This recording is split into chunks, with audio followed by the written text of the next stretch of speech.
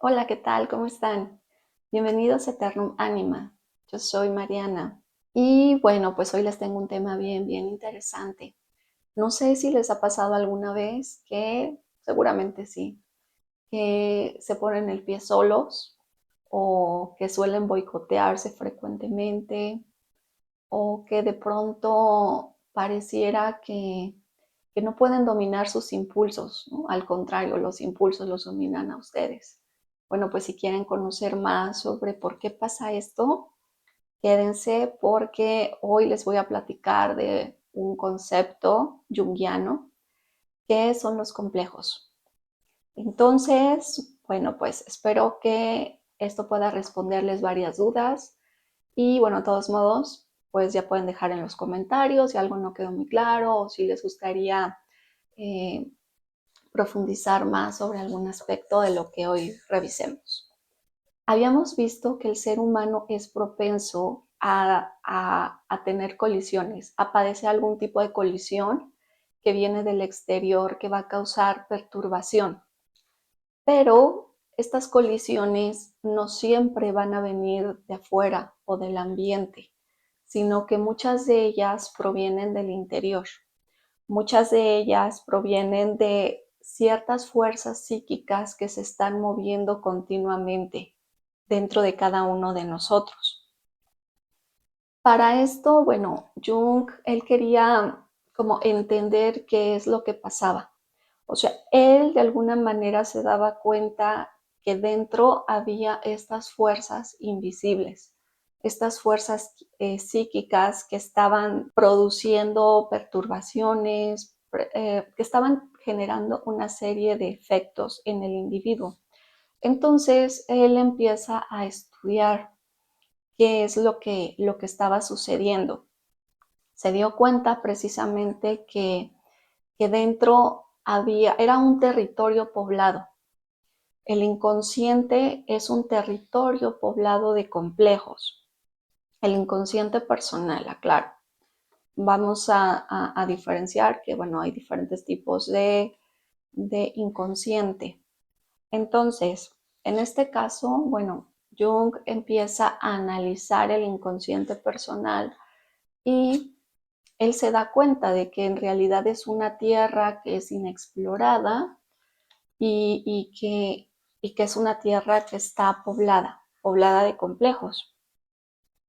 Para poder entender mejor los complejos, vamos a imaginar una analogía. En esta analogía vamos a pensar en el sistema solar. El sistema solar, como lo conocemos, o sea, tiene planetas, tiene asteroides, tiene el Sol. Hay muchos cuerpos celestes dentro de este. Entonces, ok, vamos a pensar que la Tierra es la conciencia del yo. Todo lo que sería el espacio es lo equivalente al inconsciente para Jung, y todos estos cuerpos celestes, asteroides, meteoritos, eh, todo ese, digamos, material cósmico serían los complejos. Estos meteoritos a veces pueden chocar entre sí, pueden golpear a otros, pueden tener algún tipo de movimiento aleatorio, hasta cierto punto caos. Bueno, pues estos serían los complejos. Y bueno, pues el hecho de estar en movimiento implican de que están vivos. Ya para poder entender un poco más cómo funcionan los complejos ya dentro de la psique, sí habría que irnos hacia la parte histórica, o sea, dar como una revisada a cómo fue que Jung desarrolla este concepto y cómo es que se da cuenta de precisamente la existencia de estos cuerpos dentro de la psique o de estos complejos. Entonces, bueno, hay que recordar que Jung en sus inicios, él fue un médico, él estudió medicina, pero se especializó en la psiquiatría. Entonces, bueno, él trabajando como psiquiatra, él realizaba varias investigaciones. estas investigaciones las empezó como a enfocar hacia el inconsciente. O sea, él quería entender el funcionamiento del inconsciente y para esto empezó a utilizar la asociación de palabras. Entonces, en lo que consistía este experimento es que él bombardeaba al sujeto, a la persona a la que estaba estudiando, le empezaba a bombardear con una serie de palabras. Estas palabras podrían ser neutras, como mesa, silla, puerta, casa, X. Pero también usaba a veces otras palabras más provocativas como guerra, golpes, pelea, de ese tipo de palabras. Entonces, bueno, la idea de este tipo de estudio es que la persona en este caso a la que le estaba haciendo este bombardeo de palabras tenía que responder con lo primero que se le ocurriera, ¿no? La primera palabra que se le viniera a la mente. Y entonces se dio cuenta de que cuando estas personas respondían, pues a veces respondían de manera extraña, o sea, a veces respondían con rimas, a veces respondían con palabras que no tenían sentido, a veces se quedaban así pensando, haciendo pausas largas.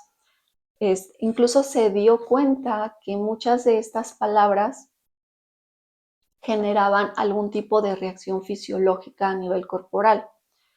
Esto lo usó, bueno, esto lo estudiaba a partir de un instrumento de medición que era el psicogalvanómetro, que es un aparato que ayudaba a poder identificar la sudoración en la piel de las personas. Entonces, a partir de estas respuestas que tenían los individuos, pues él se daba cuenta de que en realidad eran señales de ansiedad, que eran señales de reacciones defensivas ante conflictos inconscientes. O sea, algo estaba pasando internamente que en el exterior, el cuerpo y la palabra que respondían estaba indicando algo estaba pasando. Bueno, él empieza a hacer todos estos estudios ya en un lugar eh, en un lugar donde pudiera ser medible o verificado de manera empírica el fenómeno del inconsciente, o sea, en un laboratorio. Entonces, bueno, él conforme seguía estudiando estas asociaciones, se daba cuenta que no eran tanto entre las palabras estímulo y las respuestas, sino que más bien era entre las palabras estímulo y ciertos contenidos inconscientes. ¿Por qué? Porque estas palabras lo que estaban haciendo es que estaban activando algo inconsciente. Llámese pensamientos reprimidos, llámese emociones, imágenes incluso. Y lo que pasaba es que estaban causando perturbaciones a la conciencia. Todas estas perturbaciones o estas respuestas que evidenciaban que algo estaba pasando, para Jung empezaron a ser indicadores de complejos. Y es que incluso a veces hasta palabras neutras que parecerían que no tendrían algo, mmm, algo más profundo, por ejemplo, mesa o establo, una palabra así X, cuando él les pedía que hablaran de sus asociaciones respecto a estas palabras que evidenciaban un indicador de complejo, pues Lo que él empezó a notar es que estas personas, al hablar de estas asociaciones, empezaban a hablar de ciertos eventos del pasado, pero con mucha carga emocional. Y muchas veces eran eventos que estaban vinculados hacia algún trauma, pues estas asociaciones de alguna manera estaban despertando emociones dolorosas. Y es que todo esto queda como guardado o sepultado en el inconsciente, es reprimido. Estas asociaciones, pues, en realidad lo que hacían era que estaban perturbando la conciencia. Por esa razón es que respondían de determinadas maneras. Él empezó a medir estos complejos, o sea, se dio cuenta de que podía ser cuantificado en función, por un lado, a sumar el número de indicadores y por otro lado sumaba, digamos, el grado de perturbación que esto causaba. Entonces encontró que podía, el inconsciente sí puede medirse, sí puede estudiarse a partir de estos indicadores de complejos. Precisamente este término de complejos, él lo toma de otro psicólogo llamado Saigen, creo que así se pronuncia, no estoy segura. Bueno, por ahí se los voy a poner, Saigen. Y bueno, lo que pasa es que él toma el concepto de este psicólogo, pero eventualmente él empieza a desarrollar el concepto, empieza a ampliar el concepto a partir de su propio trabajo y de la investigación que él siguió haciendo por varios años. Incluso este término de complejos fue adoptado por Freud y fue empezado a utilizarse en los círculos psicoanalíticos. Pero bueno, en el momento en el que se da la separación y termina la relación entre Jung y Freud, pues Freud automáticamente lo elimina del léxico freudiano. Bueno, no solamente este término, sino todos los conceptos que alguna vez o que son considerados junguianos, Freud los elimina. Entonces, bueno, pues prácticamente la teoría de los complejos fue la primer contribución importante de Jung en la teoría analítica. ¿Por qué? Porque esta teoría hablaba o habla pues de cómo funcionan los complejos y cómo se están vinculando con el inconsciente. Ahora, me gustaría hablarles de lo que son una constelación de complejos.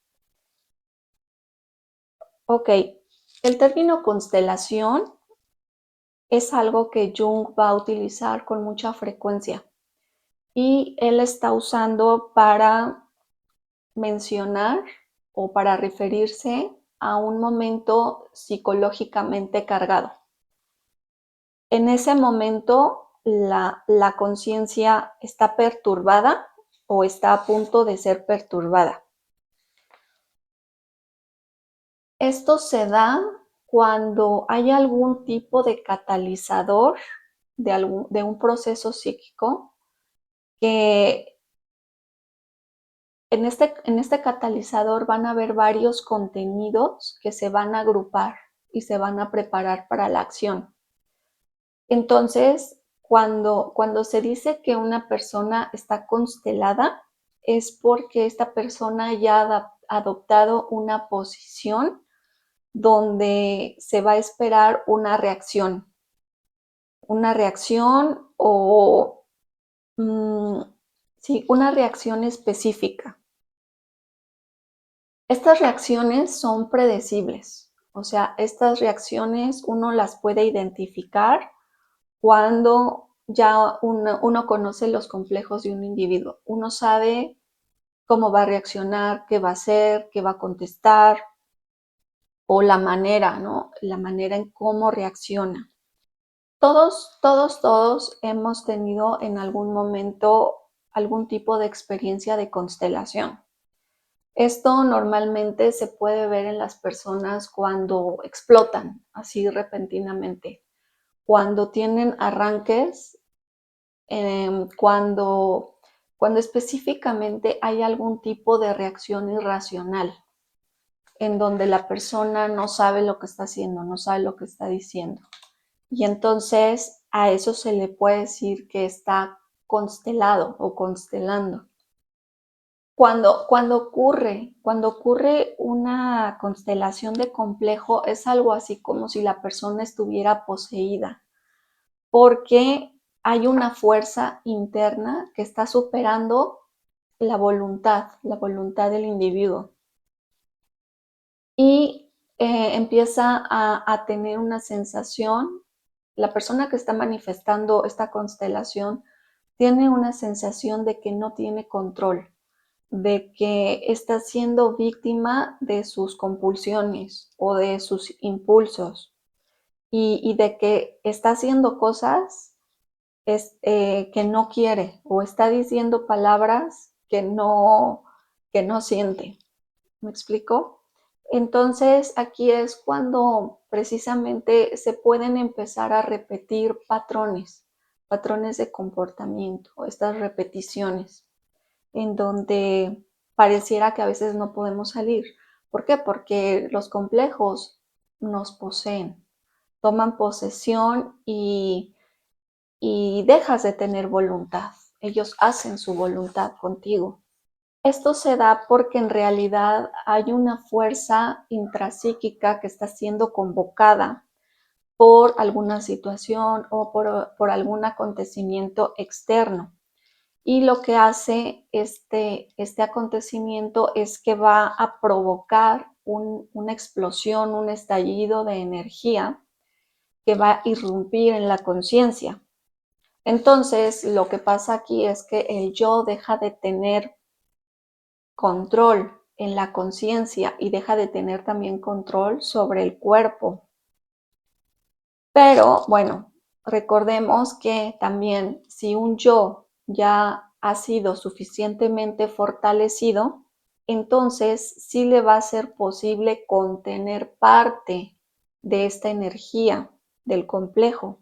Entonces va a poder minimizar el impacto tanto emocional como físico. En el caso de que el yo sea débil, pues sí, el complejo lo va a arrastrar y va a hacer con él lo que quiera. Por esa razón, ¿no? Es tan importante esto que se dice, ¿no? Del fortalecimiento del yo. Estos complejos tienen cierta energía que, al igual que yo, técnicamente también es el yo un complejo, pero la diferencia de cuando hablamos de la energía del yo y de los complejos es que en el yo la energía se le nombra libre albedrío. En cambio, cuando hablamos de la energía de un complejo, allí estaríamos hablando o refiriéndonos a la fuerza que tienen nuestros demonios internos.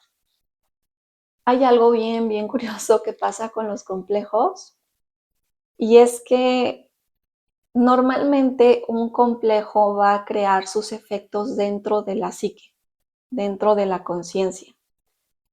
Pero a veces estas perturbaciones pueden ser tan extremas o pueden generar tanta energía psíquica moviéndose adentro, que a veces esos efectos se ven en el exterior o ocurren fuera de la psique. Con esto me refiero a que, por ejemplo, Jung llegó a observar que, que los complejos podían afectar objetos o incluso a otras personas. Entonces, a veces, por ejemplo, en la cuestión de los objetos, a veces estos complejos actúan como si fueran un tipo de poltergeist, en donde mueven objetos, tiran objetos, rompen objetos incluso. Y también, bueno, esta parte en donde están generando una influencia en las otras personas, en las emociones de otras personas, en estados psíquicos de las otras personas, de la intensidad que a veces puede llegar a generar un complejo. Eso se me hizo interesante. Pero bueno, ¿se puede tener una constelación de complejo? Pues Jung nos dice que sí es posible, que un individuo sí es capaz de bloquear los efectos de un estímulo y de tener la constelación del complejo. Pero para que esto ocurra, sí se requiere trabajo interno, o sea, se requiere que la persona genere una gran fuerza de voluntad y al mismo tiempo que haya desarrollado habilidades de destreza verbal y motora. Es decir, que haya generado el yo una gran fuerza, una gran fortaleza, entonces sí, la persona sería capaz precisamente de bloquear los efectos que va a generar el estímulo, ¿no? Que va a desencadenar la constelación. También normalmente la mayoría de las personas sí tendemos a tener esta capacidad de neutralizar efectos de los complejos. ¿Por qué? Porque esta capacidad también va a ser parte no solo de la adaptación, sino también de la supervivencia. Entonces, por ejemplo, normalmente en la vida profesional, pues sí es esencial dejar los complejos personales, hacerlos a un lado, apartarse de ellos por un momento. ¿Por qué? Porque esto de alguna manera va a influir en nuestro desempeño laboral. También, por ejemplo, en la psicoterapia, el psicoterapeuta debe de ser capaz de poder dejar por un momento sus complejos personales para poder estar presente para el paciente, para poder estarlo acompañando, para poder estar en una escucha activa constantemente mientras le está hablando el paciente y no estar distraído en los propios complejos. Ahora, otra cuestión bien interesante de los complejos es que los complejos no son solamente individuales, sino que también van a existir en el colectivo. Sí usualmente se llega a considerar que los complejos son individuales, o sea, son personales. ¿Por qué? Porque estos se van a dar a causa de ciertos acontecimientos de la vida, a causa de la historia personal, de experiencias particulares de cada individuo. Pero también hay complejos que son familiares y sociales. Y es que estos complejos van a pertenecer a un individuo de una manera muy parecida a una enfermedad. Es como si la persona, como si al individuo se le pegara, se contagiara, ¿no? Esta enfermedad del colectivo se vuelve contagiosa para otros individuos. Entonces empieza a generarse una especie de contagio social. ¿Por qué? Porque digamos que empiezan todos a sintonizarse psíquicamente de manera similar. Esto tiene también una explicación más en la metafísica, en donde precisamente la energía empieza a, a sintonizarse o a vibrar de manera similar unos con otros. Bueno, eso ya se los voy a platicar en otro video mejor. Pero bueno, ahorita entender en donde los complejos los complejos sociales o colectivos sí pueden contagiar a otras personas. Se vuelven como enfermedades en donde, se empieza a causar una especie de epidemia colectiva. Este contagio de complejos sociales se va a dar tanto en familias como en grupos afines, como en culturas en donde se comparten las mismas tradiciones, debido a que también están generándose una estructura inconsciente común. Todos los miembros de esa comunidad o de esa familia tienen una estructura muy parecida, una estructura inconsciente muy parecida. Incluso esto se puede dar en sociedades así amplias y variadas como la nuestra. ¿Por qué? Porque estamos compartiendo experiencias, porque el tipo de experiencias que estamos compartiendo son muy, muy parecidas, son prácticamente iguales para toda la población. Un ejemplo de ello sería en la infancia, con la escolarización. O sea, todos sabemos que vamos a entrar a la escuela. Y entonces en la escuela pues empiezan a generar ciertos temores. Por ejemplo, empezamos a aprender que los exámenes dan miedo. Y empezamos a aprender también de que no hay que reprobar y hay que tener buenas calificaciones porque si reprobamos algo malo puede pasar. También, por ejemplo, empezamos a ser también víctimas de bullying, en donde también eso nos empieza a generar miedo. O sea, empezamos a tener experiencias parecidas. Ahora, además de que los niños ya están teniendo este tipo de experiencias que causan angustia, pensemos también en las personas que están a cargo de ellos. Llámese los maestros, llámese los papás o figuras de autoridad que también ellos tuvieron estas mismas experiencias cuando fueron a la escuela. O sea, también ellos se asustaban cada vez que les decían examen. O este temor o esta angustia de no quiero reprobar, o es que mis compañeros me están molestando y no sé qué hacer y me da miedo y siento muchas cosas. O sea, a final de cuentas, esta estructura es algo que se va a ir repitiendo generación tras generación tras generación.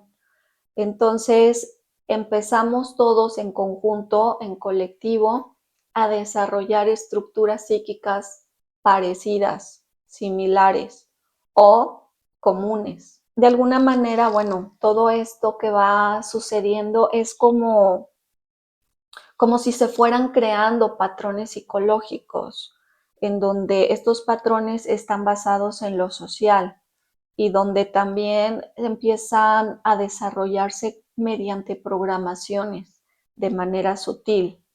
O sea, es como si hubiera una especie de condicionamiento en el inconsciente personal, en donde está siendo también condicionado por todas estas estructuras inconscientes de todas las personas que te rodean. Ahora también, los traumas compartidos van a producir complejos compartidos. Incluso, por ejemplo, estos complejos pueden llegar a ser generacionales. Hubo una época, ya hace tiempo, fue en los años 30 en Estados Unidos, en donde mucha gente estaba deprimida.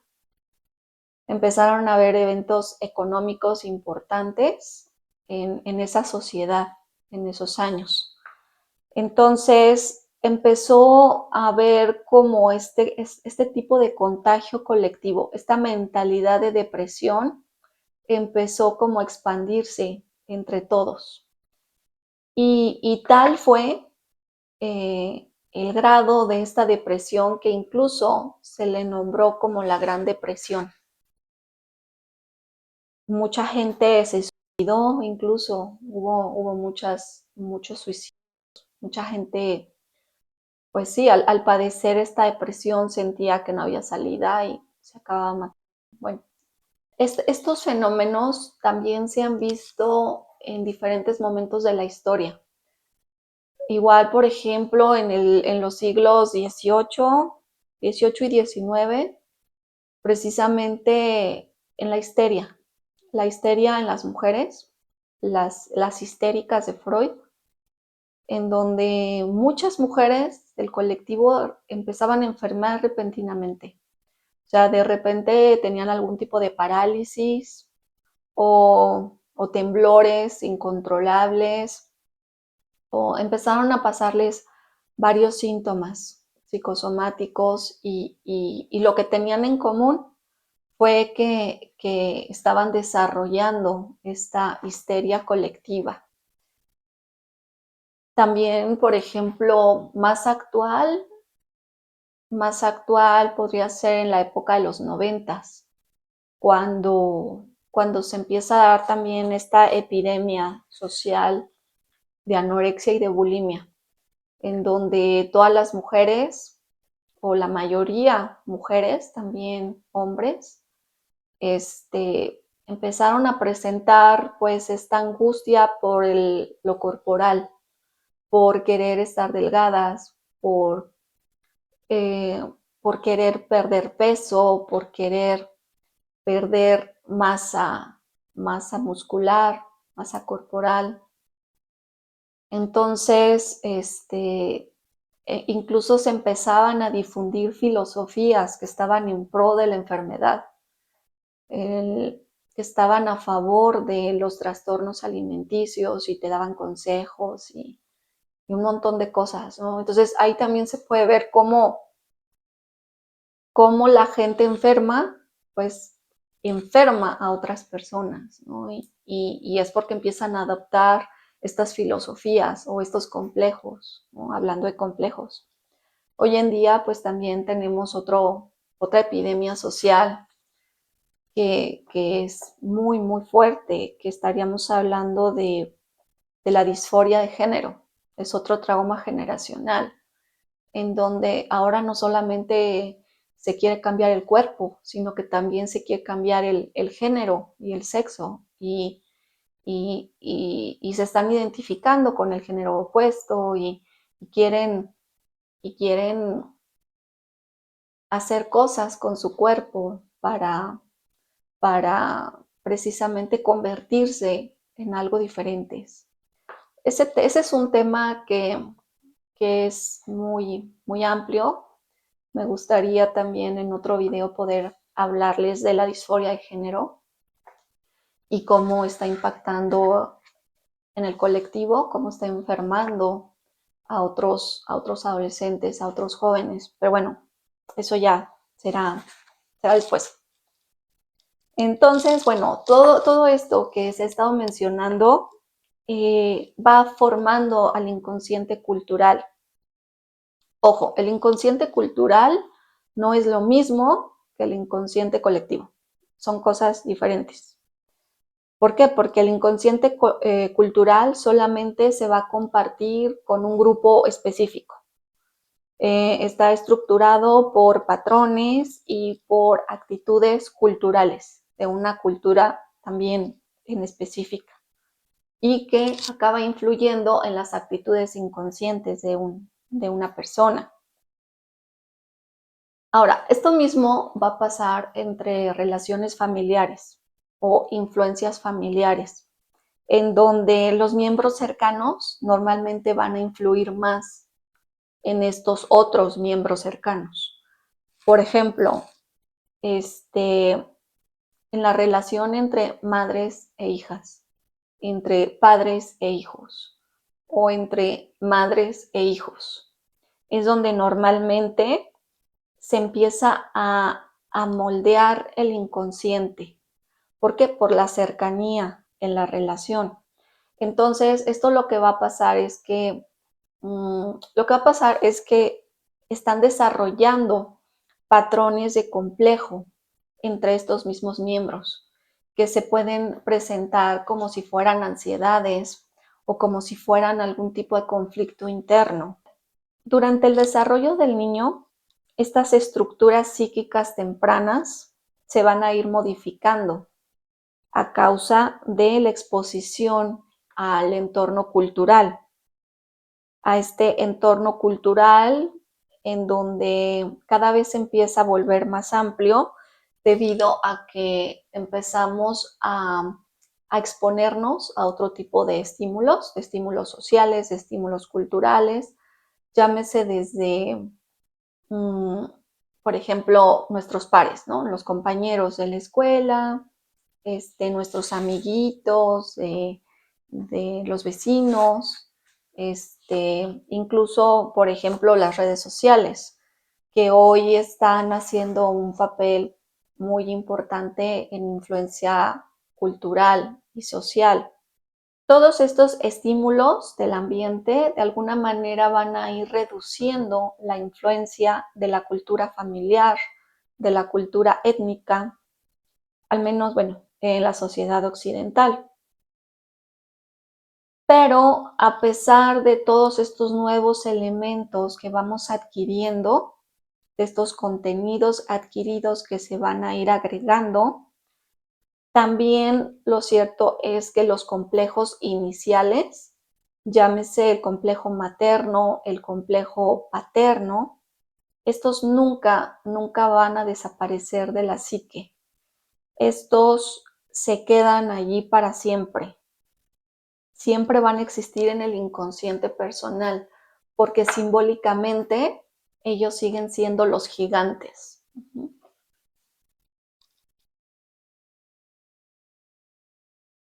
Bueno, me gustaría explicarles qué son las imágenes psíquicas y cómo se relacionan con los complejos.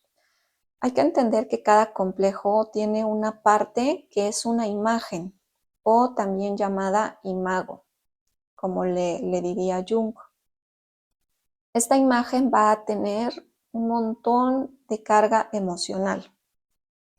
Entonces, bueno, aquí tengo un ejemplo, bueno, hice un dibujillo para dar un ejemplo que pueda ser más gráfico, que pueda de algún modo poder comprenderse mejor y anclar mejor la idea a esto de las imágenes psíquicas o imagos.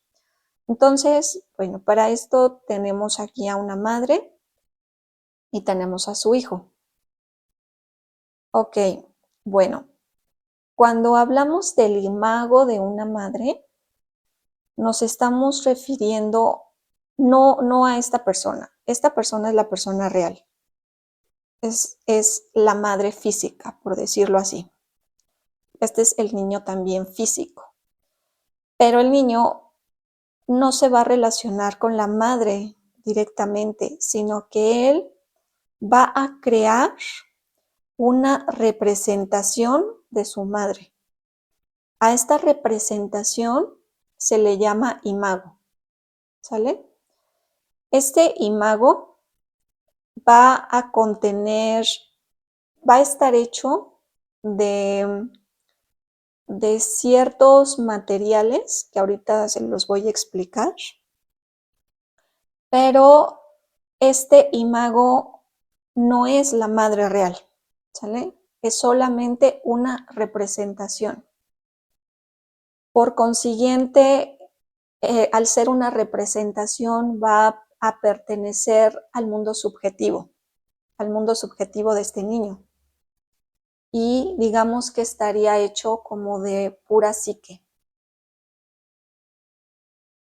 Cuando hablamos de un imago, no solamente nos estaríamos refiriendo a una persona, o sea, sí puede ser a una persona, pero también pudiera ser alguna situación concreta, alguna experiencia, algo diferente, ¿ok?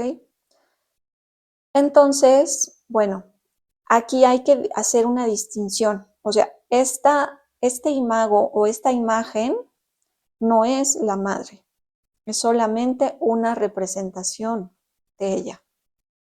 ¿Por qué? Porque aquí hay que entender que el niño no tiene acceso directo a la madre. O sea, la manera en cómo él puede accesar a ella es a través de esto. Y ni siquiera va a llegar a ella directamente, ¿no? Solamente se va a quedar en esta representación que él tiene de ella. No hay que confundirse con la realidad objetiva. O sea, no podemos confundirnos que esto es la persona real. O sea, la persona real es más que esto. ¿Sale? No es un cuerpo físico. Es solamente, digamos, una imagen mental, una imagen psíquica, una representación de esta realidad. Ahora les voy a explicar también cómo es que están formados los complejos. Vamos a pensar que un complejo más o menos se ve así. Este complejo es un objeto interno, igual que el imago, son objetos internos. Entonces, este complejo va a estar dividido en dos partes. Una parte va a ser un fragmento de memoria.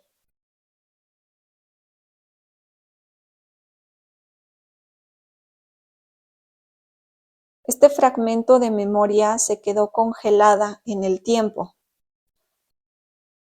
Es una experiencia que pudo haber sido, por ejemplo, un trauma.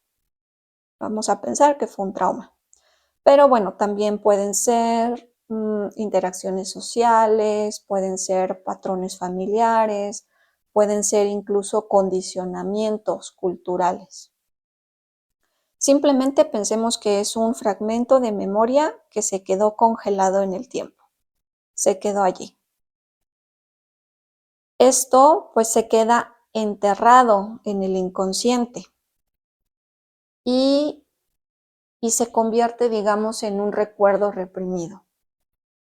¿Sale? Entonces, bueno, esto sería como la mitad de lo que es un complejo. Hay otra parte que está aquí, que serían las imágenes arquetípicas.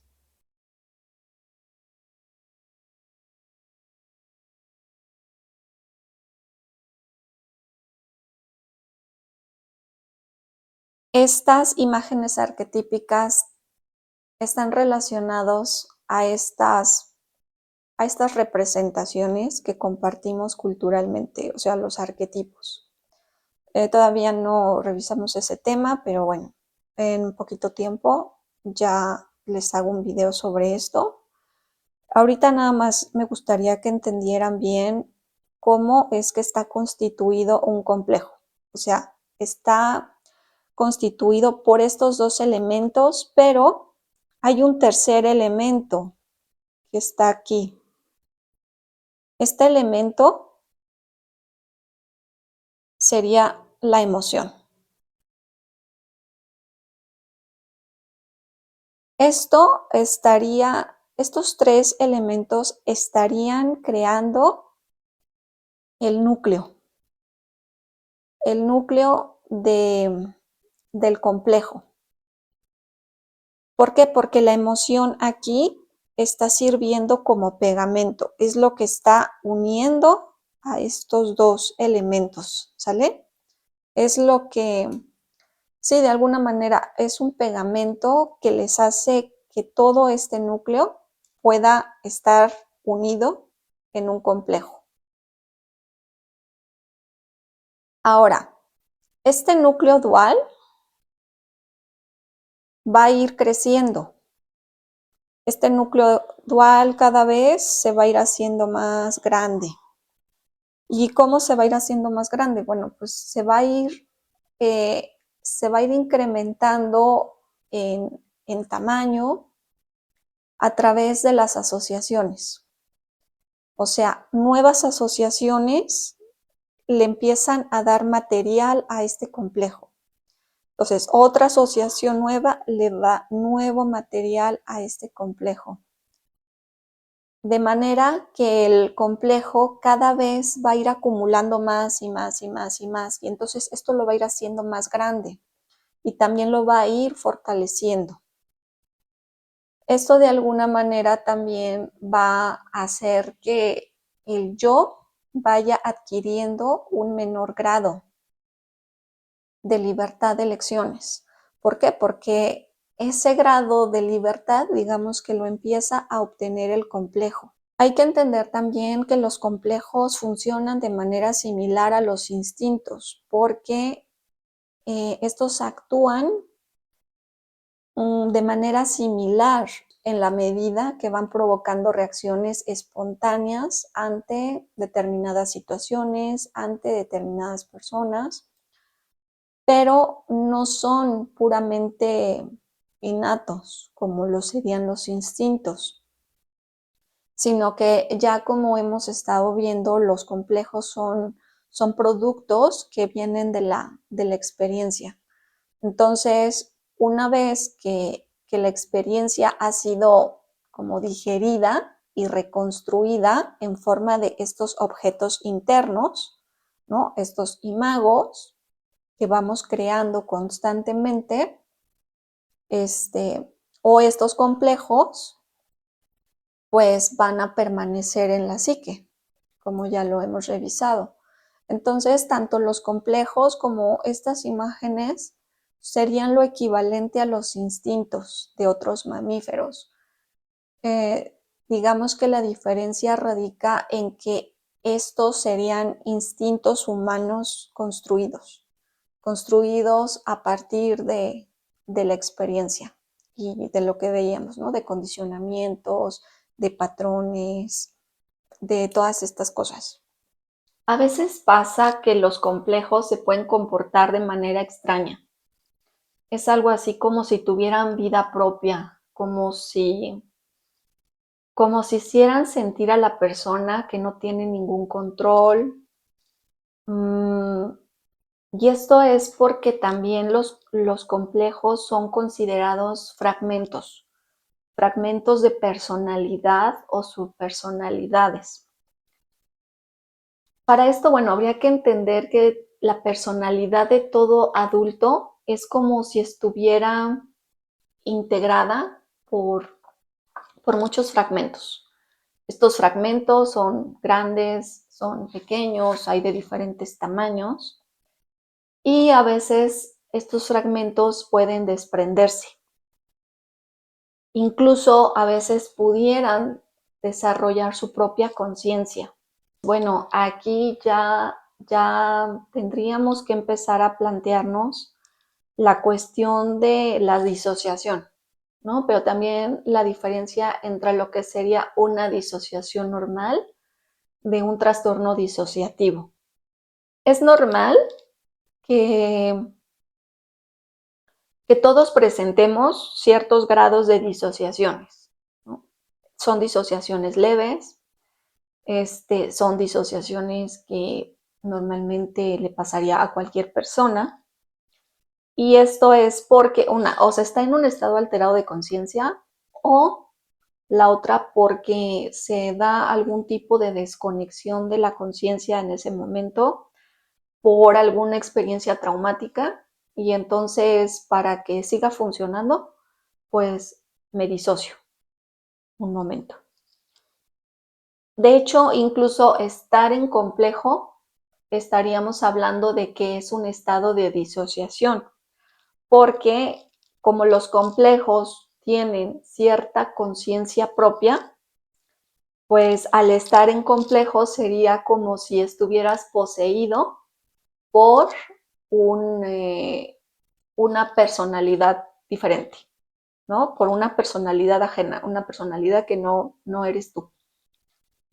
Ok, esto sería, digamos, una especie de disociación en un grado normal, en lo habitual, en lo que nosotros todos manejamos.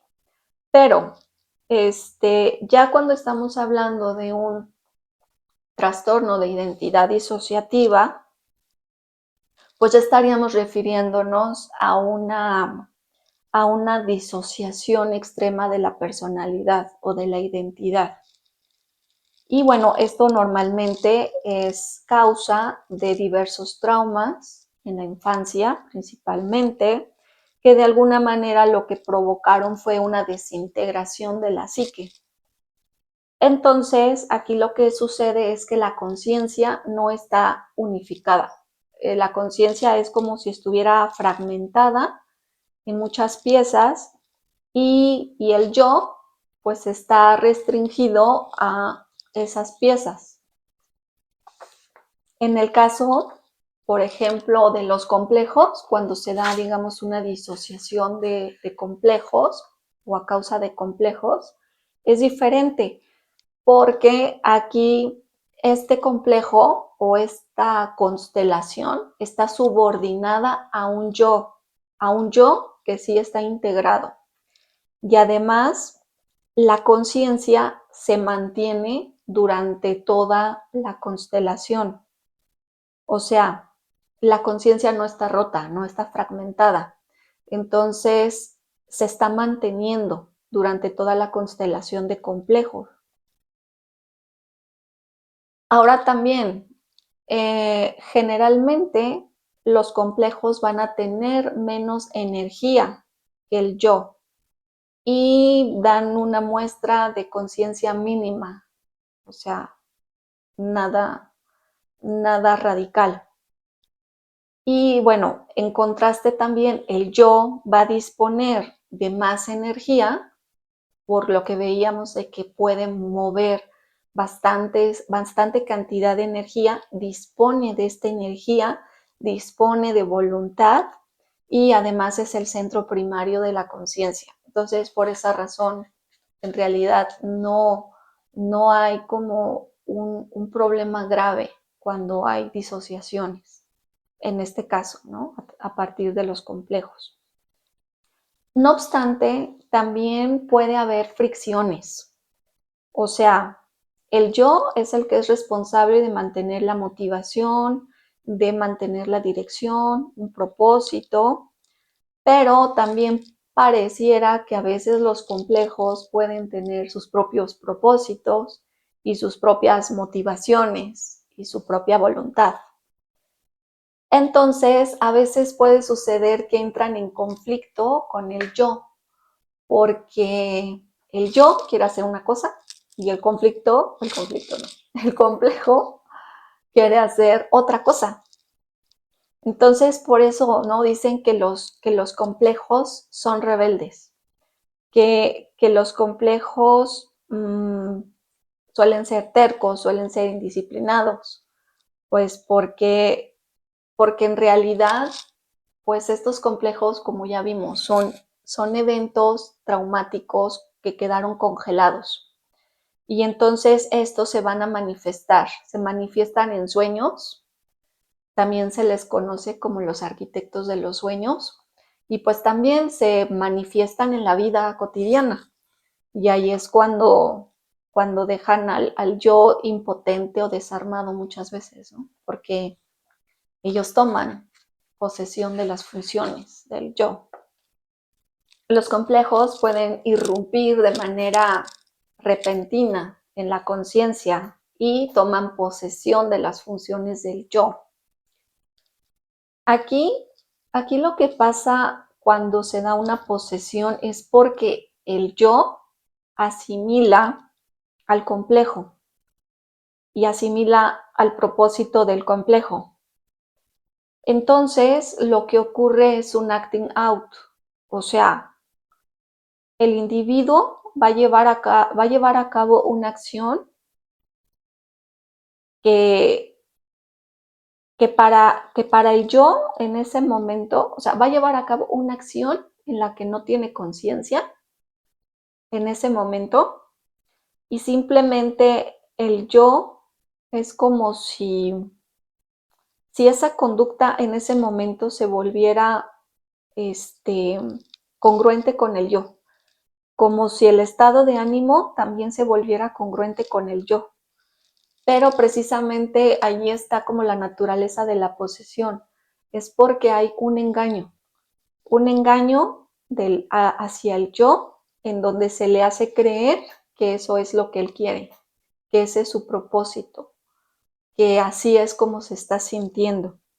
Entonces el yo lo cree y entonces el yo está pensando que se está expresando libremente, pero en realidad quien se está expresando libremente es el complejo, no el yo. Ahora, esto no nos podemos dar cuenta tan fácil. O sea, en el momento presente, cuando está sucediendo esta posesión, no hay manera de identificarla, porque el yo no tiene conciencia en ese momento, no tiene, o sea, está actuando a causa de impulso, a causa de complejo. Entonces, solamente cuando ya pasó algún tiempo y cuando nos ponemos a pensar qué pasó, ¿no? Y empezamos a reflexionar y a mirar en retrospectiva, es cuando empiezan a surgir ciertos, pues sí, ciertos pensamientos y sentimientos, sobre todo de que es que como que yo sentí que no era yo, como que yo sentí que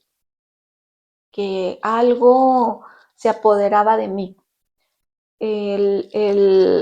Algo me hizo hacerlo, algo me hizo decirlo, ¿no? Solamente así es que nosotros podemos identificar una posesión. A veces puede ocurrir de que otra persona te tenga que decir lo que tú estabas haciendo, ¿no? Es que tú estabas maldiciendo y estabas blasfemando y te sorprendes, ¿no? Pues porque tú dices, ay, caray, yo no hago esas cosas, ¿no? Entonces, esto es lo que en la Edad Media se le llamaba posesión, en donde muchas de estas personas en realidad estaban poseídas por complejos. Existen diferentes grados de posesión, desde las más ligeras, las más leves, hasta ya las más psicóticas. Y bueno, lo que se observa en la posesión es que ciertos rasgos de la personalidad que no suelen ser habituales en alguien o en el carácter del yo, de repente se manifiestan, de repente surgen sin aviso. Y es porque precisamente estas características desconocidas ya llevan tiempo estructurándose dentro, en el inconsciente. Entonces, pues cuando algo sucede que dan rienda suelta a esto, terminan avasallando al yo.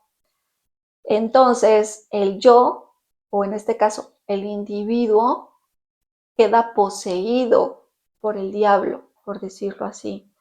Y entonces comienza a maldecir todas las cosas que él consideraba sagradas. Esto sucede mucho, por ejemplo, cuando alguien padece síndrome de Tourette. Es este síndrome en donde la persona a veces puede, son como unos especie de tics nerviosos, como si empezaran a decir palabras o a emitir alguna especie de sonidos o como risas, en donde a veces incluso pueden ser groserías, ¿no? Pero no es algo que hagan ellos de manera consciente, sino que simplemente surgen. Es precisamente esta posesión en donde el complejo toma conciencia, ¿no? Y de alguna manera toma estas funciones del yo y empieza a, a comportarse, a conducirse de cierta manera a través de este tipo de palabras, ¿no? De blasfemias. Esto sería, bueno, obviamente esto es en un caso extremo. Ya hablamos de una posesión de complejo. Ya en el caso, por ejemplo, de alguien con una psicología normal, ¿no? Alguien, pues digamos, habitual, regular, pues realmente esto apenas sí puede ser perceptible. Y aquí la manera en cómo se van a manifestar, pues es de forma muy sutil. Muchas veces es con olvidos o con lapsus, ¿no? De cuando dices una cosa por otra. Entonces, pues muchas veces ni siquiera no lo notamos, ¿no? Porque en el transcurso de una hora se pudo haber pasado por distintos estados de conciencia. por diferentes estados de ánimo, incluso varias subpersonalidades. Pero no notamos los cambios y las personas a nuestro alrededor pues, menos, ¿no? A veces ni lo notan. Esta sutileza obviamente se va a ir haciendo cada vez más burda en tanto nos vamos acercando a la verdadera posesión, a la posesión de complejo. También lo cierto es que no siempre estos complejos pueden verse de una manera negativa. Incluso a veces pueden verse como características muy positivas. Por ejemplo, cuando hay un complejo de redentor. En este complejo de redentor, la persona es así como que tiene una conducta de que es extremadamente amable, es una persona muy bondadosa, una persona que está siempre preocupada por los demás, por ayudar a los demás. Pero, pues aquí la cuestión es que al ser un complejo, son conductas que no están integradas al yo. Entonces estas conductas van a aparecer o desaparecer repentinamente. O sea, no están arraigadas al yo, no forman parte del yo.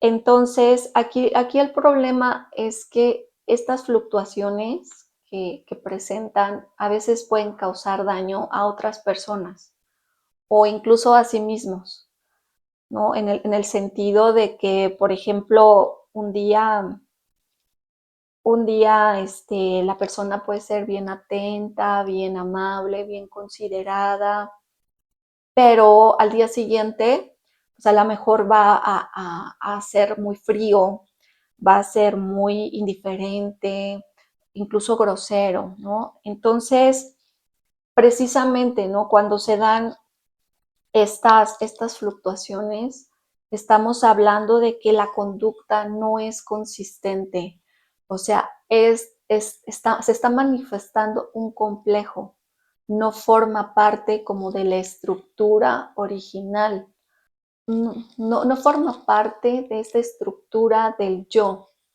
no está integrada a la estructura del yo, simplemente es algo que va a fluctuar en función al complejo. No hay consistencia.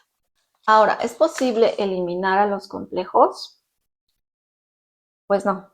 La respuesta es no, no es posible eliminar a los complejos, no es posible hacer que desaparezcan los complejos, porque estos pues son estables y son resistentes a lo largo del tiempo. ¿Por qué? Porque alcanzan una solidez psíquica. Esto lo podemos ver, por ejemplo, en las repeticiones, ¿no? En los patrones, el por qué siempre nos volvemos a tropezar con la misma piedra, en por qué hacemos los mismos errores, por qué tomamos las mismas malas decisiones, por qué, pues sí, o sea, por qué estamos en estos ciclos interminables de repetición una y otra, bueno, pues porque sí ya fueron formando una solidez psíquica que ya no se va a poder quitar nunca. Pero lo que sí podemos hacer es modificarlos. O sea, es posible modificarlos cuando nosotros los exponemos a la reflexión del yo. Esto, por ejemplo, cuando una persona está en análisis o está en psicoterapia, es posible que la persona aprenda cómo funcionan sus complejos. O sea, desde el hecho de que pueda identificar esos estímulos que desencadenan al complejo y también puede regular o mediar a través del yo la cantidad de energía que pueda generar un complejo. Entonces, cuando se está en este tipo de análisis o de psicoterapia, es posible que nosotros aprendamos de nuestros complejos.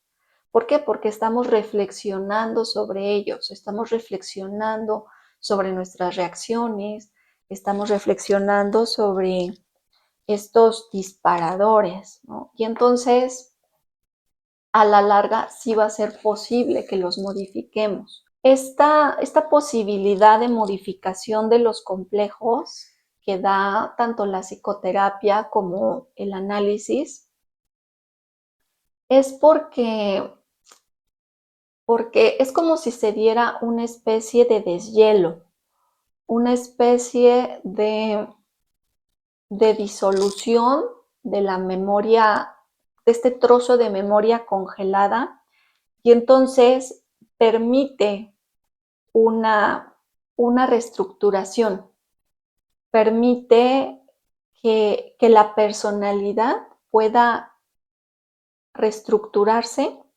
a través de la transferencia. ¿Por qué? Porque el terapeuta se va a colocar en el lugar de los padres o en el lugar de alguna otra figura que haya sido importante en la psique. Y entonces, cuando el terapeuta provoca esta constelación de complejo, ya sea tanto paterno como materno, lo que va a pasar es que el paciente va a tener una experiencia diferente. Al tener esta experiencia nueva, es como si se agregara material nuevo a ese complejo, que aunque realmente nunca se va a poder sustituir completamente con esta nueva estructura al complejo anterior, sí puede modificarla en el sentido de que no sea algo que sea restrictivo para la persona, que no le restrinja en diferentes áreas de la vida.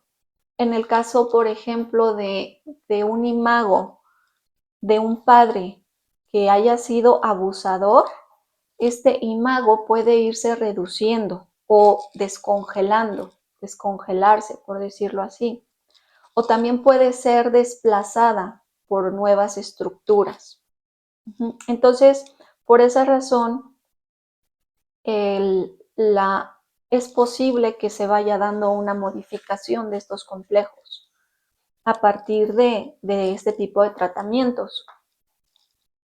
Una de las maneras en las que nosotros podemos darnos cuenta de la efectividad de la psicoterapia o del análisis es que uno puede ver que las perturbaciones que llegan a ser provocadas por complejos tienen una menor duración. O sea, nos vamos dando cuenta que la persona empieza como a adquirir habilidad para que no le impacte, para que no genere reacciones explosivas y entonces la duración empieza a disminuir. Asimismo, la potencia del complejo empieza a disminuir. O sea, ya no se da tan fácilmente esta posesión, sino que el yo, al haberse fortalecido, puede ir generando una mejor integración del material psíquico y por consiguiente también va a disminuir la potencia del complejo. Entonces, bueno, esas son maneras que se tienen para poder medir la efectividad, ¿no?, de la psicoterapia o el análisis respecto a complejos. Pero bueno, sí hay que tener en cuenta que el complejo siempre va a existir, que no se puede eliminar, pero pues sí podemos modificarlo. Para esto, pues hay que conocerlo. Hay que conocerlo y hay que conocernos. Como ya vimos, los complejos son aquellos que precisamente nos llevan a boicotearnos, que nos llevan a la repetición, a repetir patrones, incluso que nos llevan a hacer y decir cosas de manera impulsiva que no queríamos hacer o decir. Pero bueno, pues ya también aprendimos que es posible reducir su potencia, que es posible modificarlos. Esto es a partir de la observación, de la reflexión, del autoconocimiento. es hacer consciente lo inconsciente, ¿no? Entonces, solamente así vamos a ser capaces de lograr un yo más fuerte y pues que no se deje llevar tan fácilmente por estas energías psíquicas. Déjenme en los comentarios cómo los boicotean sus complejos, si a veces repiten patrones con frecuencia, si toman decisiones de manera impulsiva o reaccionan también por impulso, si ustedes sienten que a veces son poseídos por estos complejos, cómo lo sienten, cómo viven esa posesión. Y bueno, pues también si quieren platicarme de estos complejos colectivos, de alguno que compartan a lo mejor con su familia, con su papá, con su mamá, y cómo les impactan, cómo les han impactado a lo largo de la vida. Me va a encantar leerlos. Y bueno, pues gracias por acompañarme, gracias por quedarse hasta el final y reciban un fuerte abrazo para todos ustedes, donde quiera que estén, y luz y amor para todos. Gracias. Bye.